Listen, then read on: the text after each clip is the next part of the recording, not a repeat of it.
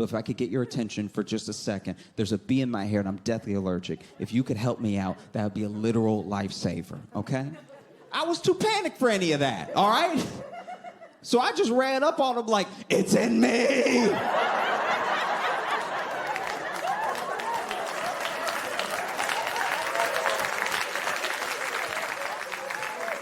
Can't you hear it? It's gonna kill me! And I forgot to mention up top that when I slipped in the hummus, I rolled my ankle. So I didn't even get to run up on the regular. I was running up on like, it's in me! Can't you hear it? It's gonna kill me! People were running away from me. It was terrible. It was absolutely horrible. And this is the thing that bothered me the most, the thing that really stressed me out, even broke my heart a little bit, was this was the one time in my entire life that I needed white people to touch my hair and they were nowhere to be found.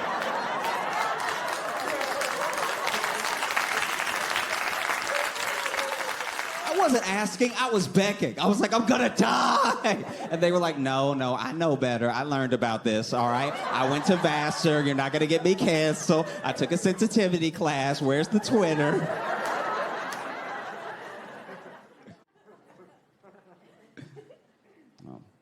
I developed a lot of pet peeves in the pandemic, you know? A lot of things that didn't bother me before that definitely bother me now. Really upset me. Like, I'm done with horoscopes. You can read yours, but don't read me mine, okay? And I say I'm done because they're too esoteric for me, you know? You'll find love in love's place when love's ready to do love's thing. You think? Wow. You basically just said something's gonna happen eventually. That's your prediction. I would just rather a horoscope with less words. That would make me happier. I would rather open up a newspaper, go down to where it says Pisces, and it just says, don't. I'm sure I was gonna do something dumb that day. The other reason I'm done with them is because, you know,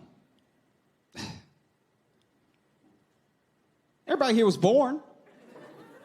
Everybody here's got a sign, whether you believe in it or not. Everyone has one, right? How did everybody's horoscope miss a global pandemic? It was coming whether you were like a Leo or a Libra or like the scales or the dolphin and the dog, whatever it is. It was coming no matter what. So I still have people who have the nerve to read me by horoscope. And like, it says something very special is on the way for you. Really? It couldn't have said mask up March 15th? That would have still been mysterious.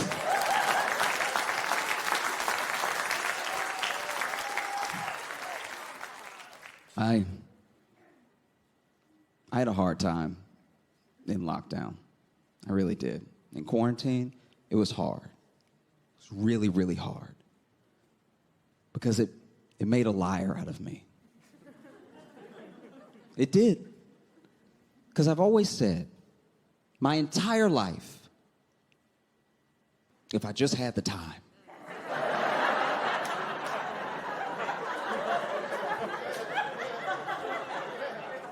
Oh, if I had the time, I'd learn another language. I'd get ripped. I'd learn how to build a house. Turns out, if you lock me in my room for 9 months, I won't do any of those things.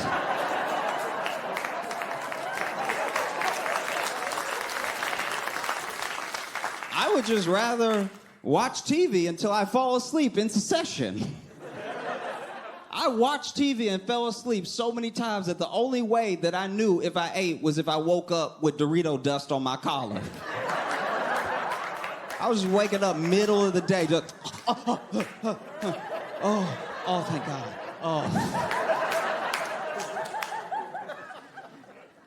That became my life. My life just became screens, nonstop. It was either my phone or my computer or my TV, nonstop. I was either on the internet or I was watching something, and it got to be a lot. It got to the point where I knew I needed to take a break, you know? So I decided to do it. I put everything down, I turned everything off, and I just sat in my room, and I would just sit and I would think. Just try to be alone with myself in a quiet place, like suss myself out, get to know what I'm really about in here. And that was a terrible mistake. It was one of the dumbest things I've ever done in my life. First of all, I'm just sitting thinking. I'm not thinking after reading. I'm just thinking raw-ass thoughts. These aren't good thoughts. These are just things I'd normally be too distracted by TV to think. And they were real dumb. And that was heartbreaking. It was. I always thought if I just sat and thought, I'd come up with a theory or something. And I was just sitting there like, oh my God, all of these things are dumb. Am I dumb? Is this how dumb people find out? Because that last thing was real dumb, and I'm the only one talking.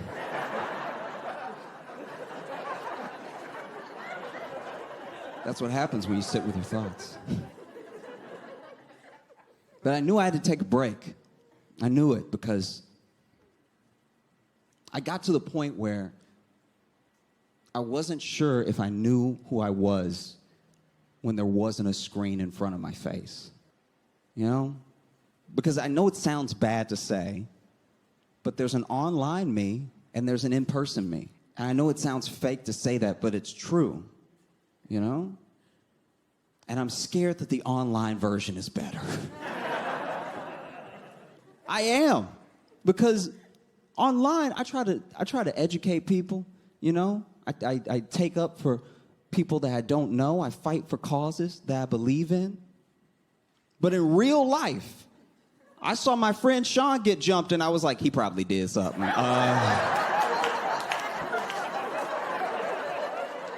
don't see how that's my business, you know?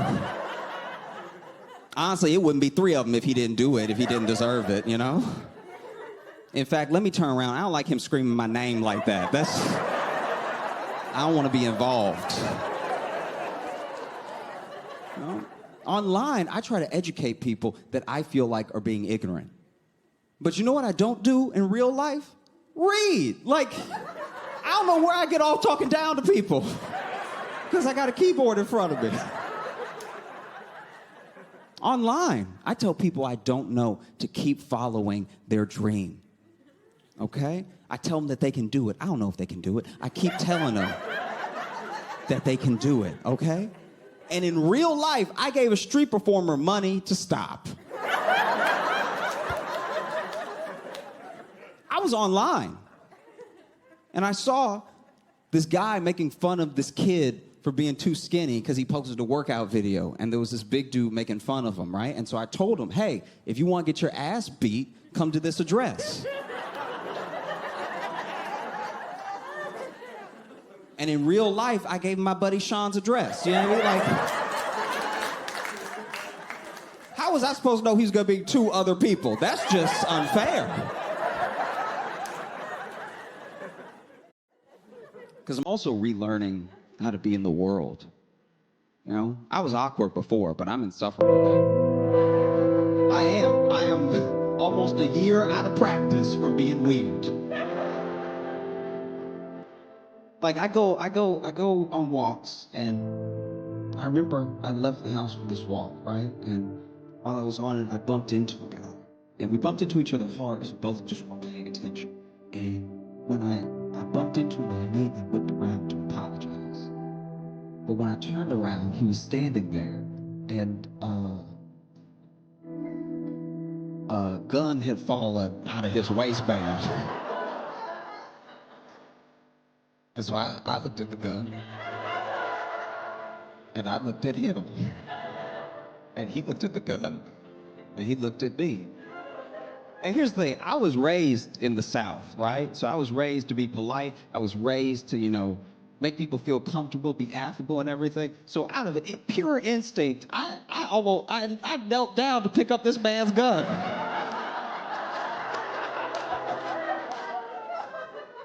And about halfway down, I was like, let me not put my fingerprints on this loose gun.